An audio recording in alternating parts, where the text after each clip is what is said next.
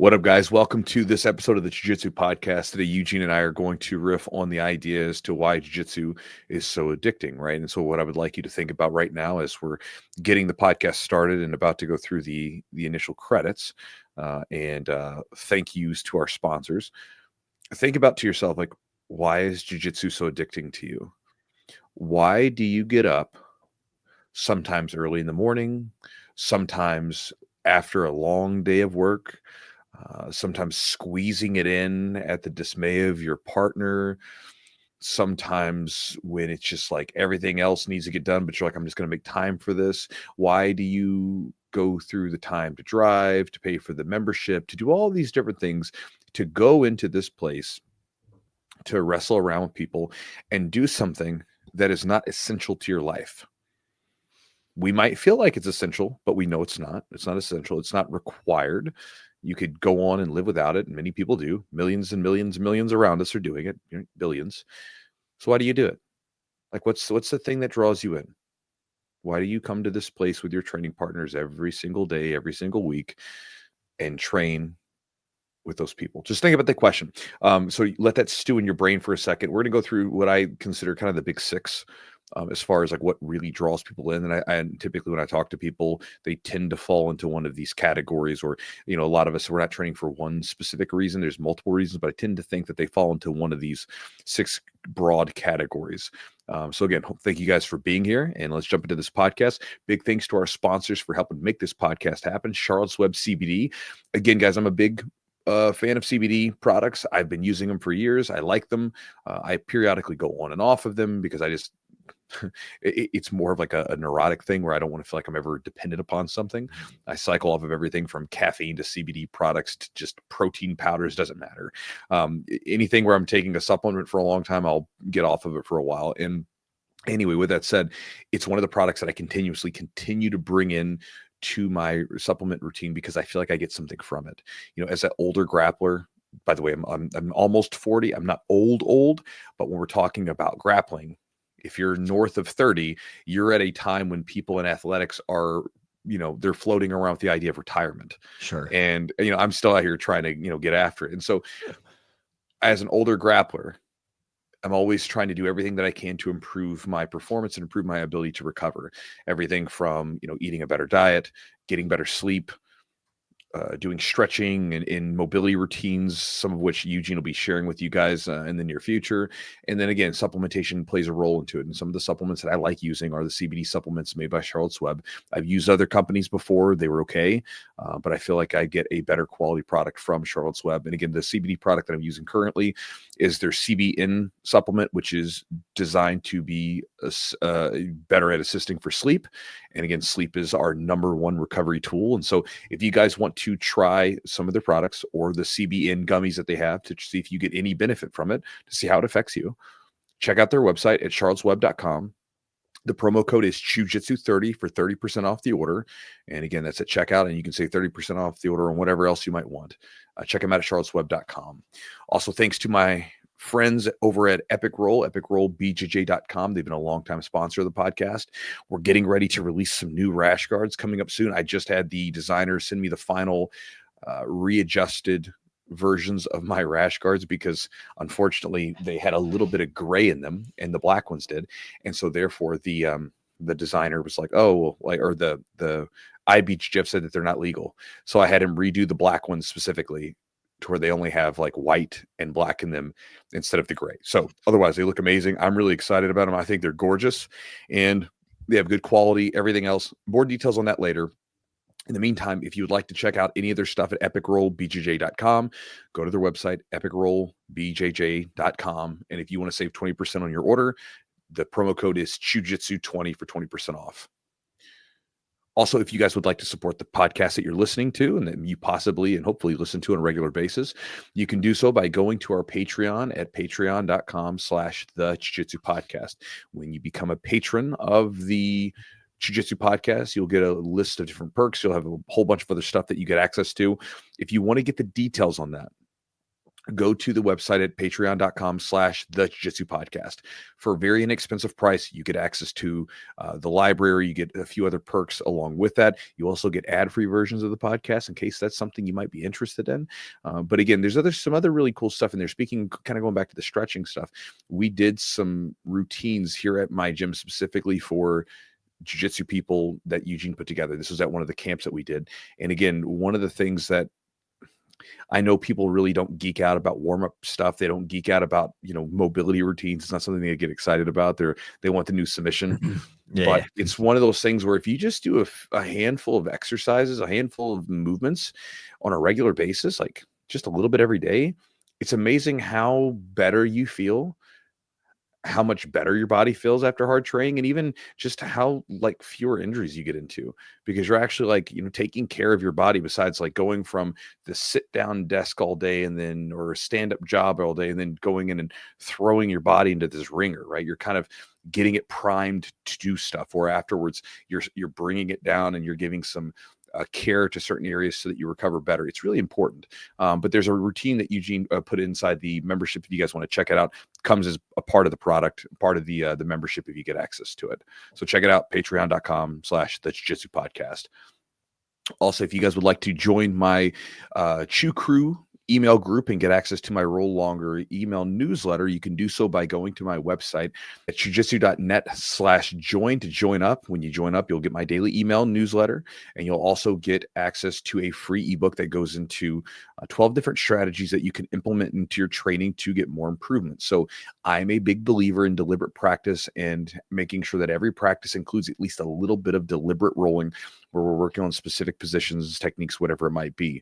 It's one of the things that a lot of gyms lack. Now, even if your gym only has open rolling, you can still make use of the ebook, because it's basically teaching you how to bring some focus specifically to open rolling situations.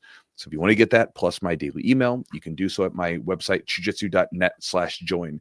And last but not least, if you guys are interested in joining up for some of my summer camps, I just released the dates for them. And so if you're interested in joining up for my jiu-jitsu camps, we have one this year on side control, escapes, and guard retention, one on guard passing, slow old grappler, like very methodical guard passing, and then one on half guard bottom.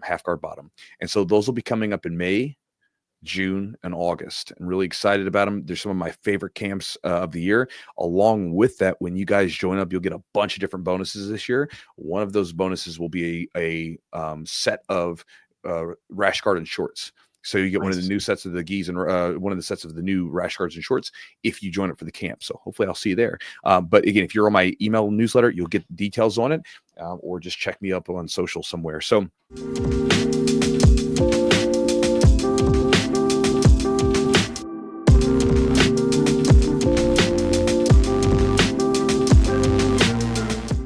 anyway, you guys, let's get into this idea of why BJJ is so addicting, right? So let's talk about this. And again, I told you to at the beginning of the podcast to consider what your reasons are, what you think your reasons are, but I'm sure you'll probably find that as we go through these, you'll probably just nod your head along as we go through these. So first off, let's talk about the trifecta.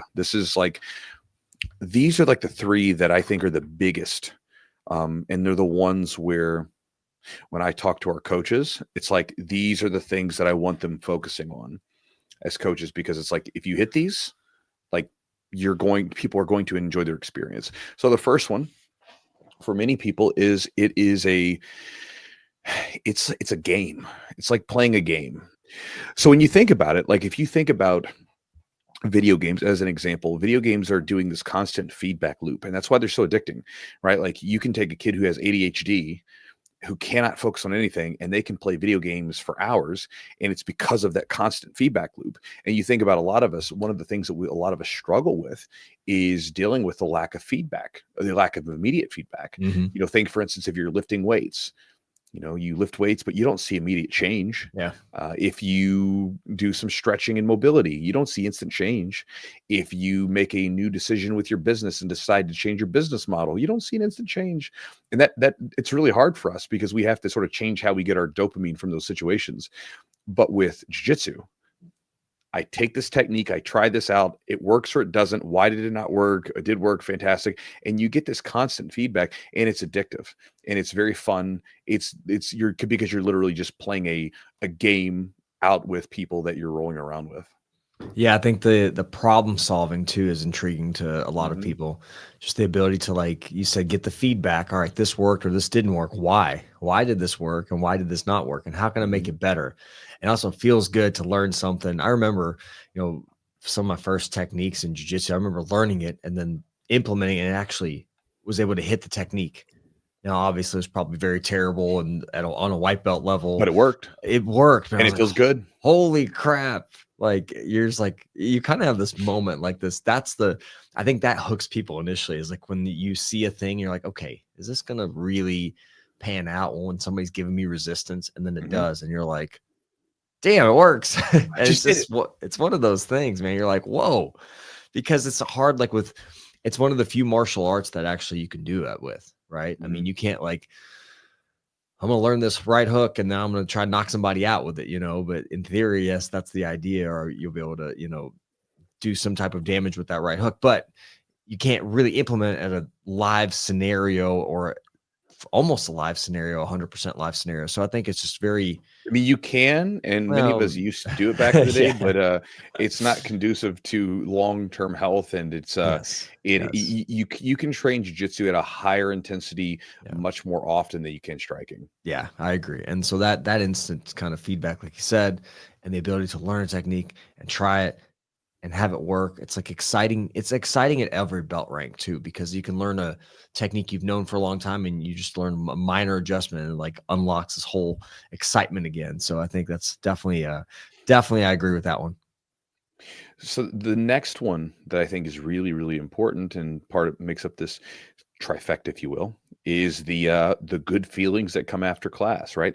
So, you go into a class and it feels some void and you have no idea what that was, but you feel good. A lot of times it helps us dump out all the stress of the day or whatever. We leave the gym typically in a better mood. Many of us who've been training for any length of time, if you were around during COVID and everything was locked down, you may have been told by your partner, like I was, that my wife told me, she's like, you're just such a grump when you're not training. Even though I was lifting weights and doing that stuff, it just doesn't scratch the same itch. Yeah. And I was even reading this Dan Gable book recently where he was just talking about when he got into the wrestling room, it's like he just couldn't explain it, but it was just like, this is it. Like I'm supposed to do this. And for many of us, when we get into the mats, that's how it feels. It feels like this very natural thing, and it feels so good.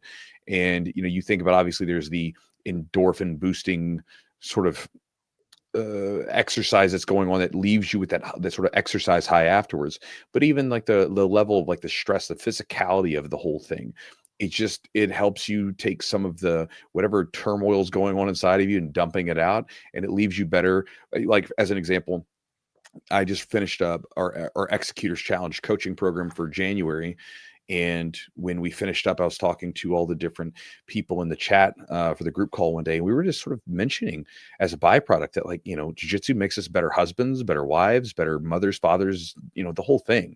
We just feel like we can be more present to the people around us. We can be better for them if we go do this thing that we do. And, because we were talking about how, uh, one of the guy's wives was like, you need to go.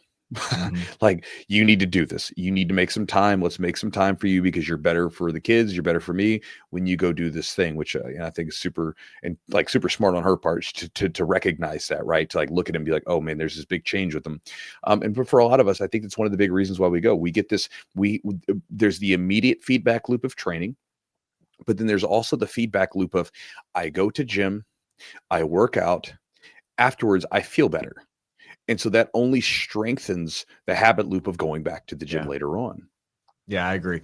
Like I've mentioned before numerous times, some of my favorite memories from jiu-jitsu from a few years back. We had a core group of guys that would train consistently together, and on Saturdays we'd have tough training sessions, and afterwards it'd be we just hang out and chat and just kind of be. It was just you feel like you've accomplished something, you've done something difficult, and the Mhm. fact of doing something difficult and really physically pushing yourself and pushing your body and doing something you enjoy in the meantime. I think number one, the endorphins, of course, but then also I always say this, like I got this, you get probably this question about motivation. How do you stay motivated for jujitsu and stuff like that? I was like, well, part of it is like, I know that I never regret going to the gym. Like I've never regretted like going to jujitsu Mhm. and then have a training session, seeing some people I enjoy being around, and then afterwards being like, damn, I wish I didn't do that. Like Yep. never has that happened. So I think that just that, like you said, that feedback loop and that just that ability to manage some stress and feel so relaxed afterwards. Like you did something, you accomplished something challenging. And I think we all need something challenging to accomplish. I mean, hopefully most people don't get to do that once a month. So we get to do Mhm. it multiple times a week. I think that's just a great thing. Yeah, and, to that point, you were talking about, like drumming up the motivation to go do something. So for me, like I think about this, and this is something I shared with people that I was coaching in that group, was like, you got to focus on the after feeling. So Yeah. for instance, like sometimes I get up to go lift in the morning at like early, like 6 to 6:30, whatever it is, if I have to squeeze it in, sometimes 7. Well, if I'm doing that, I'm generally not super wide awake yet. So I mean, it's like, it's not the time that I'm like, get up and get after it. But Hmm. the whole thing is, though, for me, it's like, well, like after I'm done, I'm going to feel really good. I know that, right? So I know that if I lift, I will feel good afterwards. And so instead of focusing on the feeling of that I have right now, which is like tired, whatever, it's like, no, like focus on what happens afterwards. I feel amazing after I get done lifting. And a lot of times I'll structure little rewards afterwards for doing something. So for instance, I won't allow myself to have coffee until after it's over.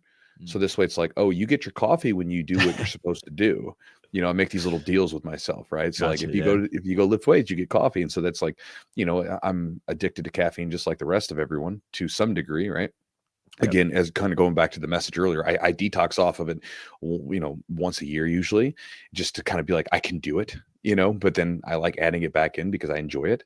And Yes. so, I want my coffee just like the rest of us, right? Or your caffeine. And so it's my reward for afterwards. And so again, it helps strengthen the habit loop because now I'm focusing on my after filling. And then when I'm done, I not only have the endorphins of the exercise, now I'm friggin' mainlining caffeine to the mix, and it helps strengthen that loop. So Yeah. maybe a couple things there for you, but also for motivation, if you need to, you can always use little rewards to kind of help strengthen the habit that you're trying to form, at least in the beginning. Yeah. Um, the next one, which you kind of touched on for a second, the next part of what I consider the trifecta is it's the community and social aspect. There is something to be said about humans. We're social animals. We're social creatures where we don't do very well in most cases in isolation. We like to be a part of a community. We like to be a part of a place where we feel like we're known, we're recognized, right? Like when you go in and somebody knows your name, that's kind of a cool thing.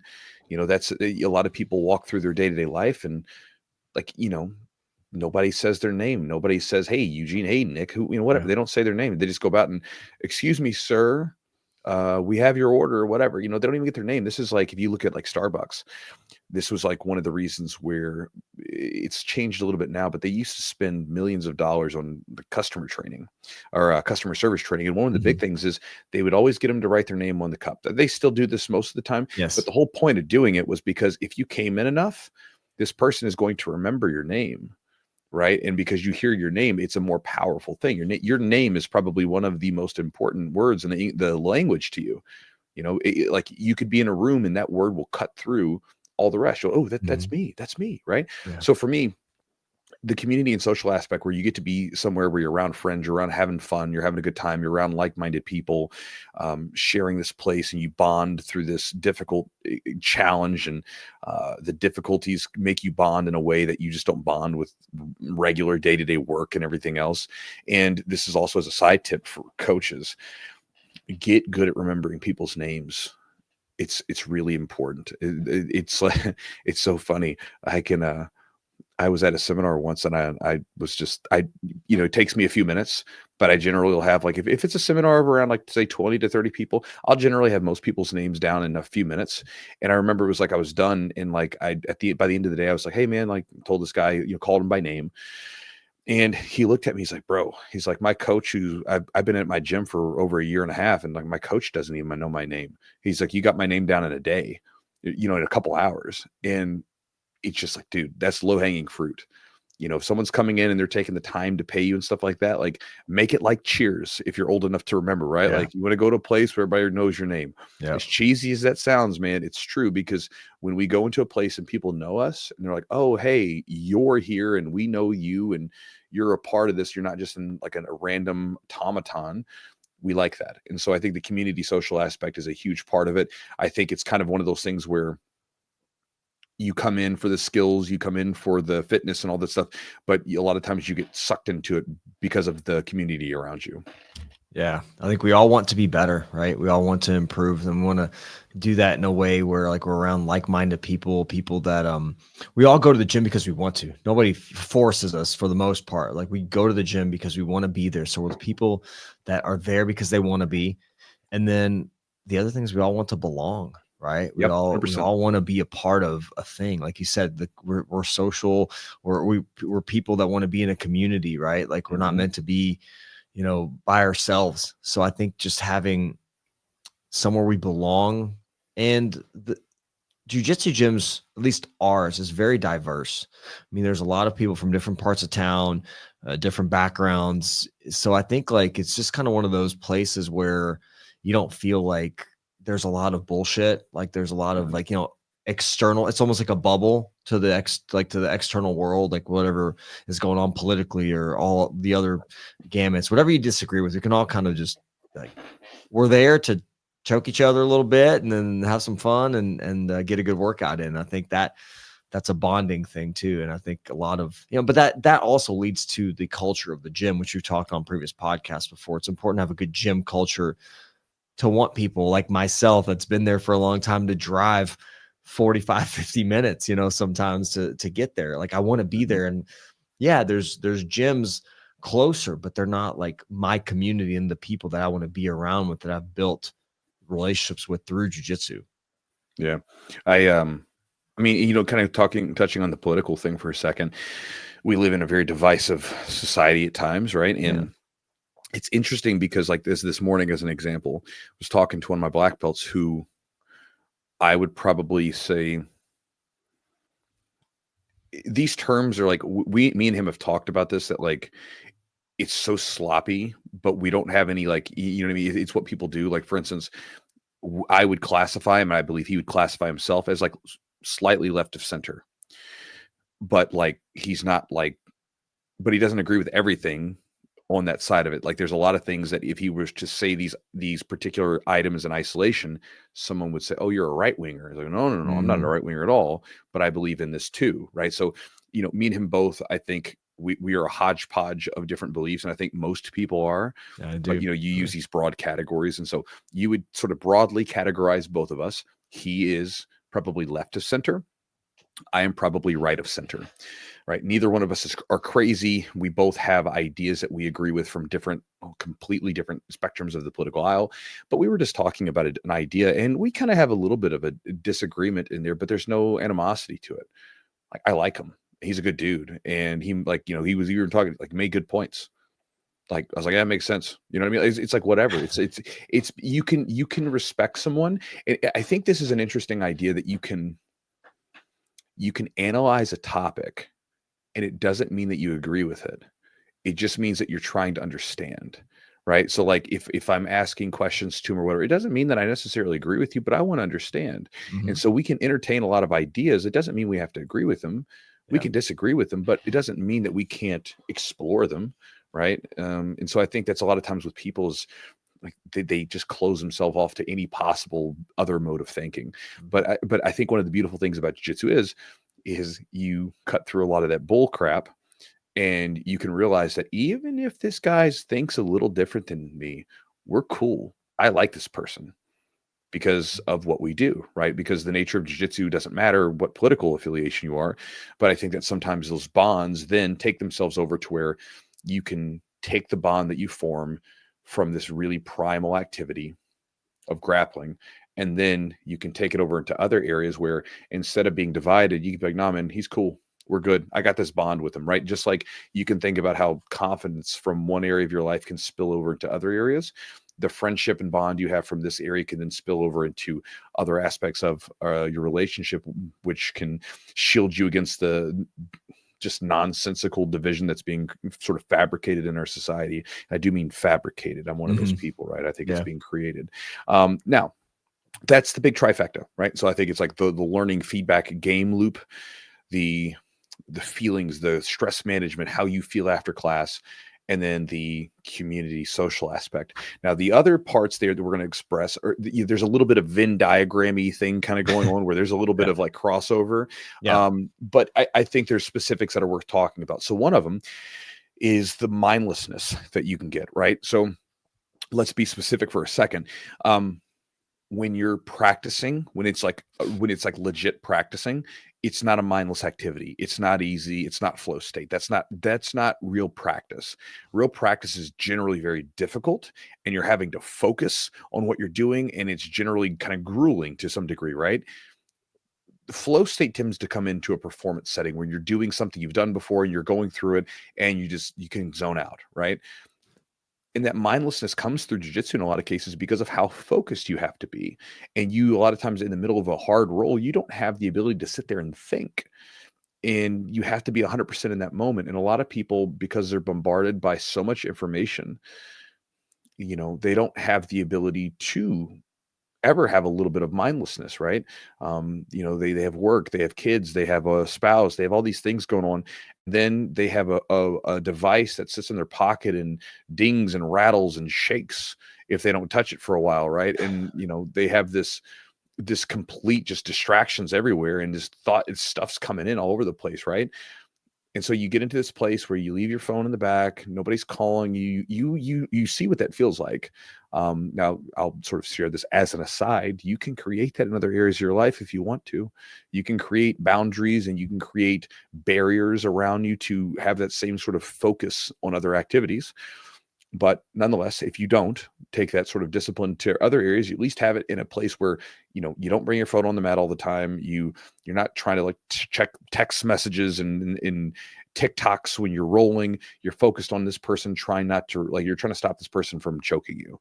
And it creates this beautiful state where we feel a certain sort of pleasure from that mindlessness. And at times when we achieve the flow state, that's a lot of fun. Yeah, that singular focus is hard to achieve with all the distractions. So when we go to jiu-jitsu and you're there for one reason, that's to do jiu-jitsu. And if you're not focused on what you're doing, essentially, if you're worried about other things, jiu-jitsu will quickly remind you because you might have a tough round. So it quickly reminds you, hey, you have to be present. You have to be here now in this moment and, focus on what you're doing.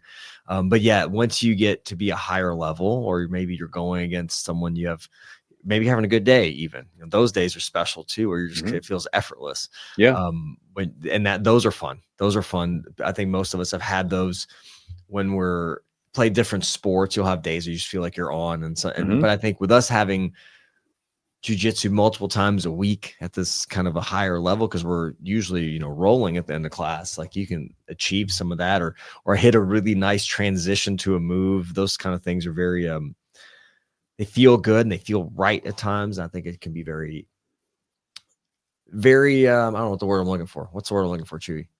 Fulfilling kind of. It feels very satisfying. So Satisfying, I'll give you an idea. I was reading that book about Dan Gable and everything else the other day, and they were talking to Bobby Douglas, who is the coach at Iowa State. And he was trying to give someone, who was a layperson who doesn't understand wrestling, like what feels so good about it. And he said it's basically like he compared it to riding horses, which I have some experience with. And I was like, I've made that comparison to those two things before. There's times when you're riding a horse where you and this other creature are just in sync with each other. If you give them the cue that you need, it's like they respond to it perfectly. They cut the angle they need to cut. Whatever it is, right? You barely have to move your reins to get them to start to make the turn, and it's this beautiful thing where it just feels so good. And it's like you can't explain kind of what it is. It's like you've either experienced it or you haven't. right? Like, like trying to explain what feels good about it to someone else that doesn't understand, that's never grappled. They don't understand. They just don't. And like Mm. he was saying about wrestling, he's like, it's really hard to explain it because it's such an intuitive feeling. You're on the mats and you're locked up with this other human, and it's like you feel their body moving this way or that way, and you feel their body go over an inch off balance this way, and you snap them down, and you know, you're just in tune with that thing. And it's the same thing Yeah. in jiu-jitsu where you're locked in this sort of human pretzel with this other human being. And it's the days where you're not thinking, things are just happening, and somehow you're just doing things. And sometimes you sort of look back at it like, dude, damn, I was on fire today. Mhm. And you felt their body move slightly off balance and you took advantage of it. They went for some move and you brushed it off and immediately swept them. The technique you'd been trying to hit for like 3 weeks finally starts nailing. There's all these cool moments, and you'll experience flow very early on. I've experienced flow states even when I was a white belt. I would come in. I remember some of my training sessions as a white belt where I literally felt like I was on fire. I even have journal entries back here where like I was writing in my journals, like, man, like I hit all these moves today, whatever. And so, it's very satisfying, but it's really hard to explain to anybody who's never felt it on the mats. Right. Yeah. Yeah. That's a great point. Great point. The next one, which again kind of overlappy to some of the stuff we talked about, is the fitness that you get from it, the fitness and the lifestyle. So a lot of people, when they come into jiu-jitsu, there are a great number of people that come in who aren't athletes. They come in and they get into jiu-jitsu partly because they want to get in better shape and they've seen what it can do for people, right? It's a lot easier to exercise when someone's trying to chase you around the room and choke you to get you to work out, right? Opposed to like making Fear-based. yourself yeah, right. Opposed to making you get onto the treadmill, right? Plus, it's the game thing. You're playing a video game. Yeah. Imagine like playing a game that actually taught you how to like learn real skills, and like it's super cool, right? Anyway, the fitness and lifestyle thing, and partly because it goes back to the feedback loop, right?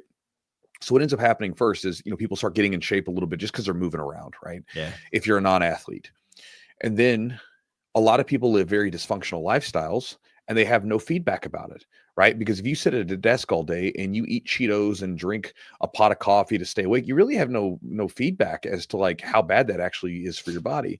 But then you go into the gym and you're wanting to roll longer, so you like say, well, maybe I should eat a better diet. Yeah. Maybe I should get more sleep. Maybe I should stop drinking every night. Maybe, you start making all these little changes, and before you know it, you're a completely different person, like radically different person. And it's partly because you go to the gym and you ate like a good, clean diet that day. And you're like, man, I felt great today. You said, I'm going to try to go to sleep a little earlier tonight. Okay, great. I slept early. Man, I felt great for my workout. I should do that again. And then you say, you know what? I'm going to start, stretching out a little bit. Oh man, I felt really good. I wasn't so sore the next day. You get this feedback that sort of instructs you that, hey, you're on the right path. Keep doing that. And so I think a lot of that sort of helps feed into this better lifestyle and Yeah. improving your fitness. Yeah. I agree. Yeah. A lot of people have initially what happens if you're significantly out of shape and overweight, you're going to lose some weight pretty quickly. Yeah. Even Just without by being there. Just by being there without changing really anything. That's going to get you only so far. But like initially, like you said, whoa.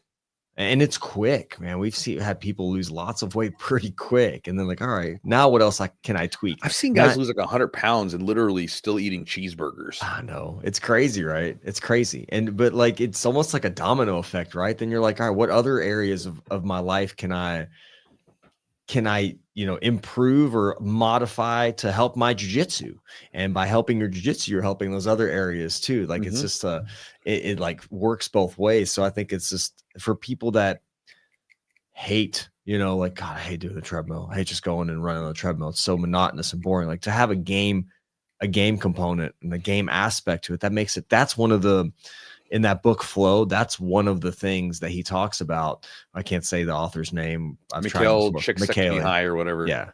Yeah. He talks about like having this game aspect. Like, for example, somebody would do a very monotonous job, like in a factory, like putting pieces together. And so this guy was like, well, I made it a game. I would try to get a higher number every shift. And so every time he'd come in, he had a goal to do. So it's like the same thing. You have the game aspect for jiu-jitsu as well. Like I'm trying to hit this technique or these submissions, whatever it is.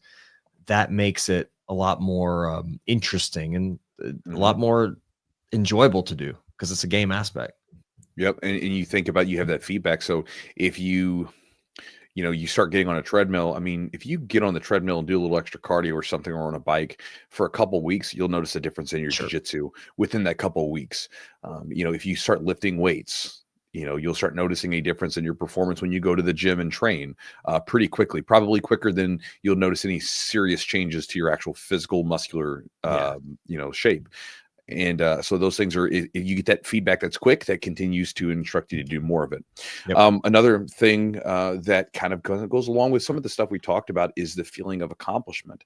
So in a modern world where like everything's fast and fake, you know what I mean? It's like you have jiu-jitsu, you have things that require skill, and skill is something that cannot be faked. You either have it or you don't have it. It's not something that you can take a pill for. You can't put it into chat GPT to spit back out at you. Amazon's not going to deliver it to you same day. You have to work at it. You have to do it. And so we like having skills. We like having that skill, and it feels good when we accomplish it because we know it's valuable. It means something. It's rare. Right? Most people don't really develop skill in a lot of parts of their lives. If many people don't develop any skill, Yeah. they just sort of go about doing whatever they can. And you're doing jiu-jitsu, you're doing this difficult task, and you're developing skills in the process. And then any accomplishments that you earn within that sport, that martial art, there's a certain sense that you earned them, that you weren't given them. You go into a competition and you win, you get a gold medal. You didn't just get a gold medal because they gave it to you. You won that damn thing. You had to beat people to get it. If you get a belt in jiu-jitsu, it generally carries a lot of weight because you had to earn it. It's not like a lot of martial arts that have been watered down to the point where it's like, oh, here's your belt, here's your belt, here's your belt. You had to work for it. And so I think that for a lot of people in jiu-jitsu, there is a strong sense of accomplishment as you develop the skills and as you earn the different sort of rewards that we have to give. Yeah, because they're difficult to get, they have meaning and they have significance. And Mm-hmm.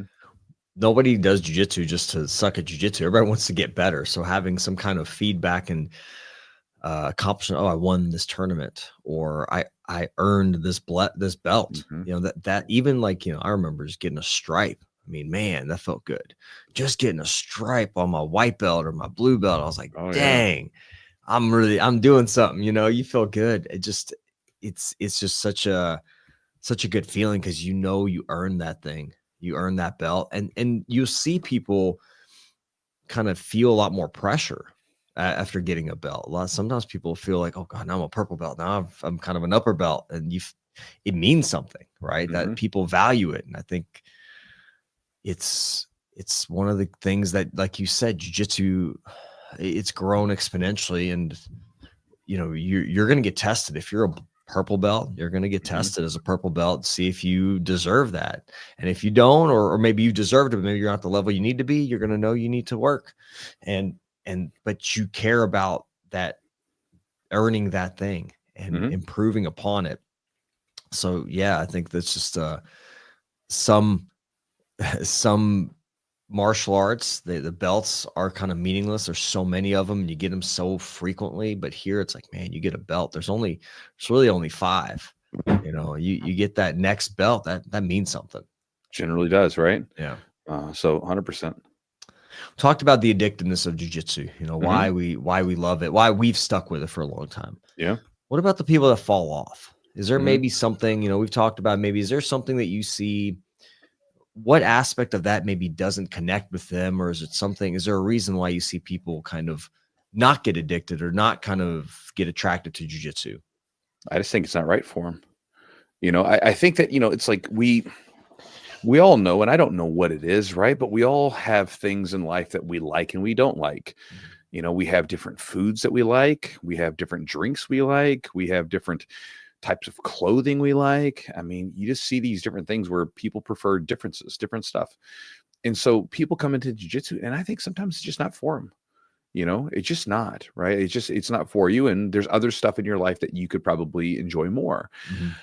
Or possibly what happens for a lot of people is that they get into jiu-jitsu, and this is one of the things where I think it's almost it's almost like a bad thing, where you'll get a lot of people that come into jiu-jitsu and they've watched a bunch of Jocko podcasts or Joe Rogan podcasts, and they hear about these guys talking about it, and then they like talk about it in these very flowery terms, like, "Oh man, it'll change your life," and which we do to some degree as well, right? Yeah. But you have to remember that all the benefits that those people are talking about come through sweaty exertion involved with another human being, with their chest hair in your mouth, or their sweaty rash guard or gi laying on top of your face. Like, it's difficult stuff, right? Like, I think about like the wrestling room. The wrestling room changed my life. Being in a wrestling room changed my life as a teenager. But if you were to look at it, it was just like, it was 3-hour long sweaty torture sessions, right? Like, that's what it looked like. It was just like, what can this coach cook up to get these teenagers to do to try to break them every day? And you just have to keep that in mind, because I think a lot of times people come into this thing and they're like expecting some sort of profound experience to happen right at the gate. And it doesn't. It starts off with you just getting the crap kicked out of you for the most part, and you have to endure, and then you get better. And this is why most people never get past white belt. That's like when I hear people say, "Oh, the white belt's the hardest belt to get." I was like, "No, it's not." Like, to me, it's probably I mean, the black belt's the hardest one to get, right, out of all the belts. But like, probably the white belt's just not the hardest one, because you get one when you show up. But being able to stick through it to blue belt, that's a big deal. Like, when like someone comes in and they tell me like they'll come visit the gym, they'll say, "Oh, I'm just a blue belt." I'm like, "Just a blue belt? That's a big deal." Like, you've been training for a year and a half, 2-3 years. Like, you're doing something that like most people can't do. Most people can't just endure and without an old pat on the back and that a boys constantly. This is where you look around you at all the games and stuff. Games have constant achievement points. And Audible, I've got Audible, and Audible gives me freaking badges for listening to my audiobooks. I'm like, did I really need a badge for my audiobook? Does Netflix, do they give away like binge watch badges now to get achievement points for Netflix? I feel like probably you know what I mean? Like, I'm just like, why do we need that? Like, why can't I just do something because I want to do it? And we also live in a society where we constantly feel like we need to have something to show for our efforts. We have to have some like, "Oh, look what I did." Couldn't it just be like you did it because you enjoy doing it? And that's the beautiful part of it. That's the benefit. The benefit is the thing, rather than like the end result. It's like, why do you need the belt? Can't you just enjoy training for a little while? Those things are important. And so I think sometimes people come into it with a weird perception, and they're not properly prepared for the reality. And when the reality is a 300-pound man laying on top of them, suffocating them, it's like, oh, the hell am I doing? That, I think that's one of the difficult things. It's like, and again, I could, these are broad strokes, right? But I think a lot of times people just, they get into it and they don't respect it. Again, kind of going back to like the horse riding idea. Like, when I got into horse riding, I knew I was going to get thrown off the damn horse, and I knew it wasn't going to feel good. And so I remember the first time I got thrown off the horse, my wife was like, "Hey, are you going to keep doing lessons with me?" I was like, "Yeah, of course." I was like, I knew I was going to get thrown off the horse. I was like, there's no way it's not going to happen. I was like, so it is what it is, right? Like, that's why the saying is, when you get thrown off the horse, you get back up and get on it again, right? I was like, it's just the way it is. And so I think sometimes people just, they're not ready for that level of suck early on. And you got to embrace the suck early on, because a lot of times it's like, once you get over that initial phase, jiu-jitsu becomes a lot different. It becomes way more fun. And then it's a whole different game, right? It's like, I remember the first time, like going back to my old gamer days, I remember playing like one of the old Battlefield games, and you're basically, they just drop you in the middle of this like little war zone. And have you ever played any of the Battlefield games? But I think I kind of understand the concept. So in the Battlefield games, it's like, it's pretty big. So you'll have like, 60 plus people on this map. And, there's everything from like tanks and airplanes and just bombs blowing up. I mean, it's chaos. And I remember the first time playing it, it's like my character dropped in and boom, I was dead instantly. Then I respawned, and then I ran over here, boom, dead. And it was constantly like that. I was like, damn, this is hard.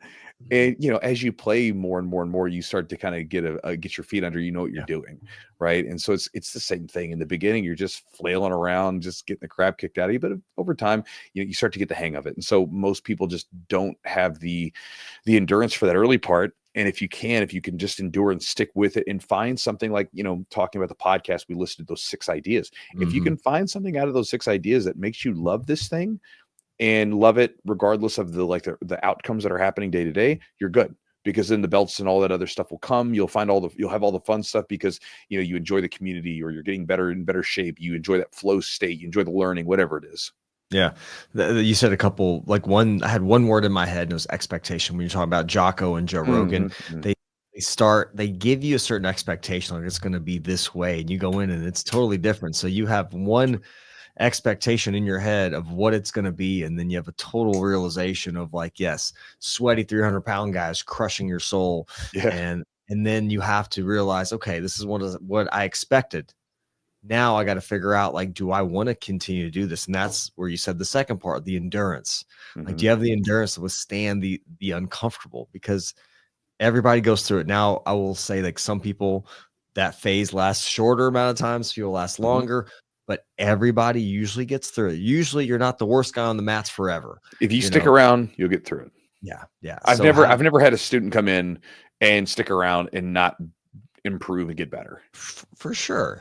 Yeah. Most people, yes, would say probably 99.9%. I wouldn't even say most. I've literally all. seen guys, unless you have like something where like you literally cannot learn or do things like in your body, you're like literally a vegetable. But like I've literally seen people with amputees, like, and then there's videos of guys with like no arms or legs somehow grappling and getting pretty damn good at it. Like figuring out like guys with no hands that can learn how to choke people. You're like, it's like if those people can do it, if you're like overall healthy, well functioning, whatever, you can do it. Yeah. I think sometimes it's just easier to stop. It's like it's just easy to give up and stop doing something, and even like if your parents never made you stick with something when you were younger, it's all of a sudden just I quit, I don't want to do it. Like, well, damn, that's easy. Like you just quit now because you didn't want to do it one day, especially early on in anything. The fun stuff's never there. The fun stuff's never in the beginning. The fun stuff's afterwards. What initially gets you going is like the mystery of it all. And that's kind of fun. But eventually what happens is you actually get good at something. And then that's where the fun really begins, because then it's like it's like if you're a musician, you can actually play the music and you can create music and people want to listen to your music. If you're a jiu-jitsu practitioner, you can hit techniques on people. You can try different techniques. You can literally watch a video and instantly try it the next day. It's so much fun, but it's not an easy road to get there.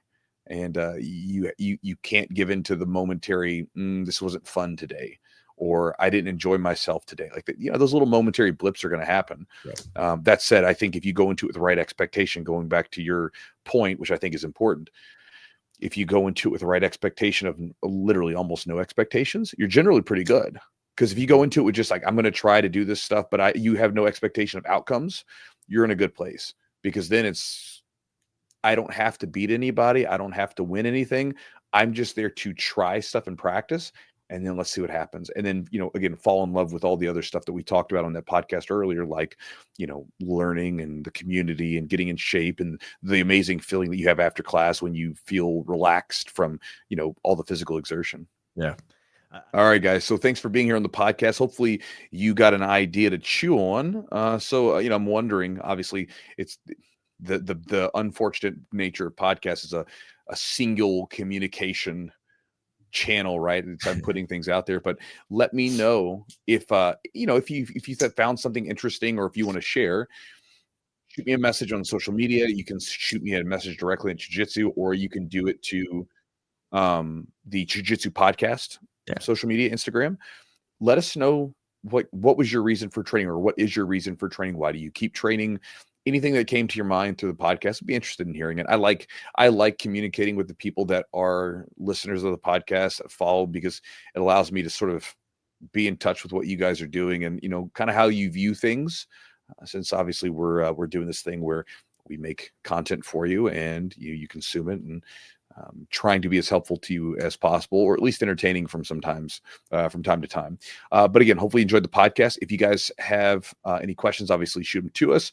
But big thanks to our sponsors, Charlotte's Web CBD. If you guys want to check them out at charlottesweb.com. The promo code for 30% off is Chewjitsu30. Again, 30% off the order on whatever you get. Check out their website, find something you want, save some money. Roll BJJ.com. Epic Roll's been a long time supporter of ours. Also, I again just mentioned earlier that we're going to be doing a rash guard order for the Chewjitsu rash guards. Got a real cool designs coming up. Epic Roll will be making those, but if you guys want to check out any of their stuff now, you can go to their website at epicrollbjj.com and use the promo code Chewjitsu20 for 20% off the order. If you guys would like to support the podcast directly and get access to the library of content that we have that gets updated every week for the podcast directly, and also comes with a few different perks, you can get details about it at the website at patreon.com/the Chewjitsu podcast. And when you sign up for a very inexpensive price, you support the podcast and you get a bunch of extras for joining us. If you want to get my daily email, you can do so by joining my Chew Crew email group and get my Roll Longer email, which basically goes into everything from jiu-jitsu training to diet, lifting, philosophy books I'm reading, whatever I want to share with you, things that I think might be useful to you, and get access to my roll or my focused rolling jiu-jitsu ebook. You can do so by going to chewjitsu.net/join. JOIN. When you join up, you'll get the daily email afterwards. You can unsubscribe at any time, but you'll also get the Focus Jiu-Jitsu ebook, which will give you 12 different strategies to implement more focus into your open rolling, which will help you improve faster in Jiu-Jitsu. And again, just something to mention to you guys, I have some camps coming up this year. We've got there's going to be a total of 4 different camps. May, June, and August will be camps at my gym here in Louisville, Kentucky. And then I'll have a camp in July in Costa Rica.